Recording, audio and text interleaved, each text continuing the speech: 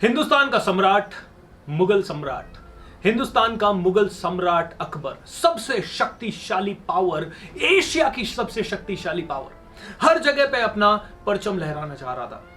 लेकिन अरावली की पहाड़ियों में एक छोटा सा राज्य था, मेवाड़। वो कहता था मैं स्वतंत्र रहूंगा, हमेशा स्वतंत्र रहेंगे, हम सिर्फ एक लिंग जी के सामने सर झुकाएंगे, अकबर के सामने नहीं या किसी के भी सामने नहीं। ये बात अकबर को कभी भी हजम नहीं होती थी और अकबर चाहता था कि मेवाड़ भी उसके अधीन हो जाए। मेवाड़ वैसे देखा जाए तो बहुत छोटा सा राज्य था, जयपुर राजस्थान का सबसे बड़ा राज्य था, लेकिन जयपुर के राजा मान सिंह ने अकबर के सामने घुटने टेक दिए थे, उसकी अधीनता स्वीकार कर दी थी और अकबर ने अपनी बहुत बड़ी सेना राजा मान सिंह को दे दी थी। एंड अकबर बहुत ज्यादा चालबाज था, वो राजपूत को राजपूत से लड़ाता था, वो कहता था ये खुद आपस में लड़ेंगे और खुद आपस में मर जाएंगे।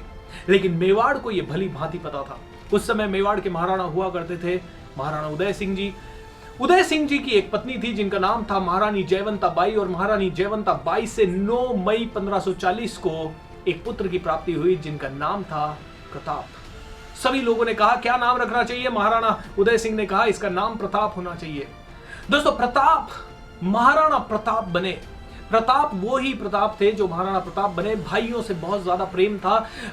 जब महाराणा प्रताप छोटे थे तो बहुत सारे लोगों के साथ बना के रखते थे। छोटेपन से ही उनके अंदर लीडरशिप की सारी खूबियां थी। वो बहुत अच्छे स्टूडेंट थे, वो बहुत अच्छे लीडर थे, वो लोगों को साथ लेके चलते थे। बचपन से ही वो लोहारों के पास जाके सीखते थे हथियार बनाने के गुण। वो भीलों के साथ खेला करते थे जिससे कि उनसे भी उनकी मैत्री थी, और इसी के कारण मेवाड़ का पूरा राज्य महाराणा प्रताप को दिल से चाहता था।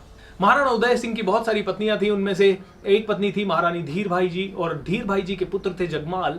धीर भाई जी से महाराणा उदय सिंह बहुत ज्यादा प्रेम करते थे, और इसी प्रेम का फायदा उठाते हुए धीर भाई जी ने एक वचन ले लिया था महाराणा उदय सिंह से कि आपके मरने के बाद मेरा पुत्र जगमाल ही गद्दी पे बैठेगा। महाराणा उदय सिंह जब परलोक सिधारे तब जगमाल को राजगद्दी पे बिठाने का पूरा प्रयास किया गया, लेकिन पूरी जनता ने उसका विरोध किया और पूरी जनता ने महाराणा प्रताप को शासन दिया, उनको राजगद्दी पे बिठाया, उनका राज तिलक किया। इससे बहुत ज्यादा गुस्से में आके जगमाल, उनका छोटा भाई भी अकबर की सेना से जा मिला। महाराणा को इससे बहुत दुखी हुआ, महाराणा को इससे बहुत ज्यादा दुख हुआ, लेकिन महाराणा प्रताप बहुत ज्यादा समझदार थे, उन्होंने कभी भी अपने भाइयों को शत्रु नहीं माना। दोस्तों, ये होती है एक लीडर की परिभाषा कि अपना विश्वास पात्र कोई आदमी है या अपना भाई है या अपने साथ काम किया हुआ काफी सालों से कोई आदमी है तो उसको पूरी तरह से इज्जत दी जाए, कभी भी उसके तरफ द्वेष ना लाया जाए और अपने पिता के वचनों का पालन किया जाए।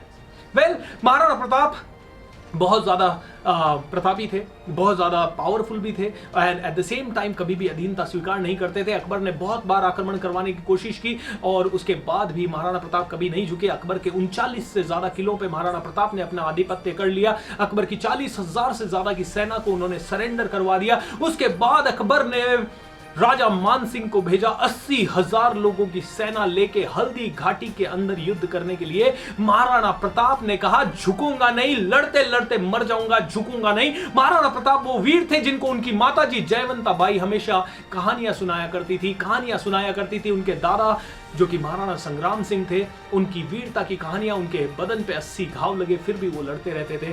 महारानी जयवंता बाई उनको स्पिरिचुअलिटी की शिक्षा देती, उनको रामायण महाभारत गीता के पाठ करवाती, और जिस वीर की मां इतनी ज्यादा करुणामय हो या इतनी ज्यादा दिलेर हो, वो योद्धा तो दिलेर होगा ही होगा।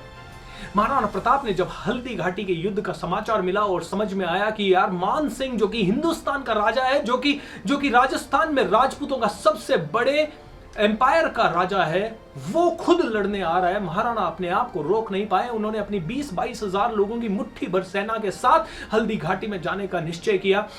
अकबर ने तोपें भेजी। अकबर के पास करीब 8 से 10 हजार घुड़सवार थे। अकबर के पास सेना थी 70,000 लोगों के आसपास की पैदल सेना थी, लेकिन महाराणा प्रताप के पास सिर्फ 3,000 घुड़सवार थे और उन्हीं के साथ वो चले गए। महाराणा प्रताप की अगर डील डोल का वर्णन करूं तो बहुत ही जबरदस्त पावरफुल इंसान था। 7 फुट 6 इंच का इंसान था, 110 किलो वजन था और हाथ में भाला रखते थे 72 किलो का, एंड शरीर पे कवच था 80 किलो का। क्या होगा वो इंसान जिसके पास 2 तलवारें रहती होगी और वो अपने घोड़े पे सवारी करके युद्ध के मैदान में निकलता था। उनके आंखों में ज्वाला होती थी और वो जिधर जाते थे उधर से शत्रु को बहुत ज्यादा नुकसान करते हुए जाते थे। शत्रु डर जाता था, वहां से रास्ता दे देता था। और जब वो हल्दी घाटी के मैदान में खड़े थे, उनको दूर दिखाई दिया मान सिंह। महाराणा ने चेतक, जो कि उनका प्रिय घोड़ा होता था, उस चेतक का मुंह कर दिया मान सिंह के हाथी की तरफ। महाराणा प्रताप जब युद्ध में जाते थे तो चेतक के आगे हाथी का सूंड लगा देते ताकि हाथी भी कंफ्यूज हो जाए। उन्होंने तुरंत मान सिंह के हाथी की तरफ चढ़ाई कर दी एंड चेतक ने अपने दोनों पांव हाथी के सर पे रखे और महाराणा ने जोर से भाला मारा। उसमें महावत मारा गया। मान सिंह कहीं ना कहीं हाथी के ऊपर जो हौज होता है उसके अंदर छुप गया। मान सिंह नहीं बचा। जब महावत मारा गया तो महावत का हाथी या मान सिंह का हाथी अनकंट्रोलेबल हो गया। उसके सूंड में एक तलवार होती थी जिससे चेतक का पांव कट गया। दोस्तों, चेतक का पांव कट गया। इसी समय महाराणा का एक सिपह सालार आया। उसने कहा, महाराणा जी, आपका राज तिलक, राज मुकुट मुझे दीजिए, क्योंकि आपका जिंदा रहना मेवाड़ के लिए बहुत ज्यादा जरूरी है। अगर आप जिंदा रहे, ये युद्ध हम हार भी गए, लेकिन अगर आप जिंदा रहे तो फिर से हमारा मेवाड़ स्वतंत्र रहेगा। महाराणा प्रताप बहुत ज्यादा समझदार थे। वो जानते थे कि इमोशनल होने की जगह मेवाड़ को बचाना और मेवाड़ को हमेशा स्वतंत्र रखना सबसे ज्यादा जरूरी है। और चेतक उससे भी ज्यादा समझदार था। चेतक महाराणा प्रताप को लेके हल्दी घाटी के मैदान से काफी बाहर निकल गया और जब 22 मीटर की खाई थी, वहां पे चेतक ने एक ऐसी छलांग लगाई जो कि चेतक की जिंदगी की आखिरी छलांग थी। महाराणा प्रताप के शरीर पे भी बहुत सारे घाव थे। जब चेतक के प्राण निकल रहे थे, महाराणा प्रताप को सबसे ज्यादा दुख हो रहा था। रो रहे थे महाराणा प्रताप।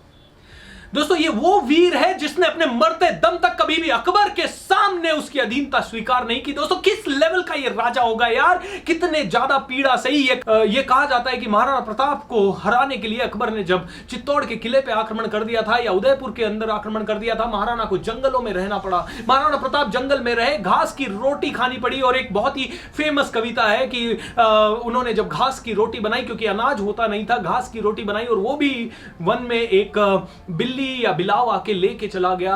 तो एक बहुत ही पावरफुल कविता है, अरे घासरी रोटी ही जद बन मिलावड़ो ले भाग्यो, नान्यो सो अमरियो चीख पड़ो, राणा रो सोयो दुख जाग्यो। वो सिर्फ एक ही ऐसी घटना थी जहां पे महाराणा प्रताप का मन थोड़ा सा विचलित हुआ।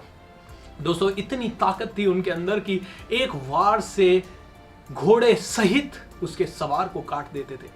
कितनी ताकत इस इंसान के अंदर थी, कितनी दूरदर्शिता थी कि यस, चाहे जो हो जाए, चाहे जो हो जाए, मैं झुकूंगा नहीं। दोस्तों, मेवाड़ के राजा थे, बहुत पैसा था, आलीशान महल थे, आराम से महलों में रहते। अकबर की अधीनता स्वीकार करने का यह मतलब नहीं था कि दिन रात मुगल सैनिक उनके आसपास रहते और उनको बंदी बना के रखते।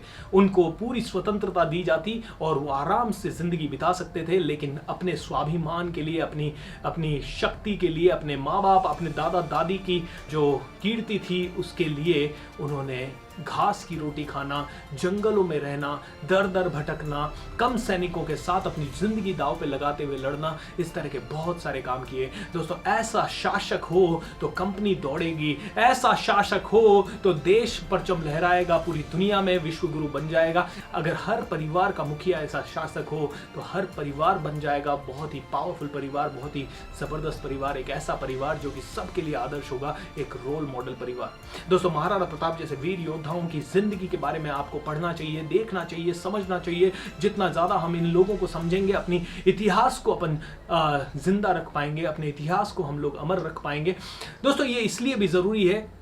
दोस्तों, मैं ये कहानी आपको और मुझे इसलिए नहीं बता रहा हूं कि आप इसको लाइक करें या इसको पसंद करें, मैं इसलिए बता रहा हूं क्योंकि इस तरह के हजारों लाखों वीर हमारी इस धरती पे हुए हैं और उनकी जीवनियों से अगर हमने 1% सीख लिया, 1% सीख लिया और इन सभी का 1% अगर हम बन गए तो कितनी बड़ी शक्ति हम लोग बन सकते हैं। दोस्तों, क्यों हमारे भारत देश में पढ़ाया जाता है अब्राहम लिंकन के बारे में या पढ़ाया जाता है नेल्सन मंडेला के बारे में? क्या भारत के हजारों लाखों वीरों को हम कवर कर चुके हैं पहले?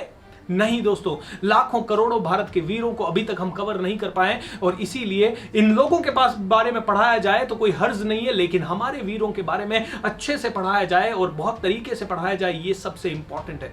दोस्तों, ये वीडियो मैं इसलिए भी बना रहा हूं क्योंकि थोड़े दिन पहले एक खबर आई थी कि मेवाड़ के महाराणा प्रताप के बारे में टेक्स्ट बुक्स में कुछ गलत छप रहा था, राजस्थान की टेक्स्ट बुक में।